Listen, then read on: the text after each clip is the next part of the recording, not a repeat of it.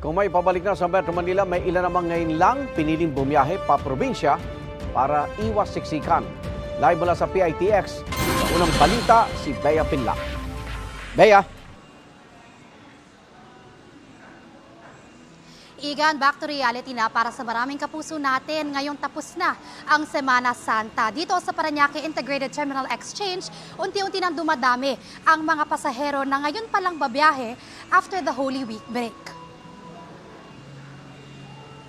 Balik trabaho at klase ng karamihan ngayong Lunes. Ang ilang pasahero sa PITX dito na nagpalipas ng gabi para makabiyahe pa uwi ng probinsya ngayong umaga. Ang iba ngayon pa lang daw babiyahe para magbakasyon. Ayaw raw kasi nilang makipagsabayan sa dagsa ng mga pasahero nitong Semana Santa.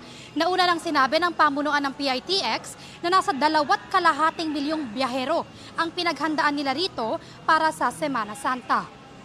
Ayon sa ilang tauhan ng PITX na nakausap natin, Igan, ngayong umaga hanggang mamayang hapon, inaasahan yung bulto ng mga pasahero na pauwi dito sa Metro Manila at pati na rin yung mga pabalik naman ng kani-kanilang mga probinsya.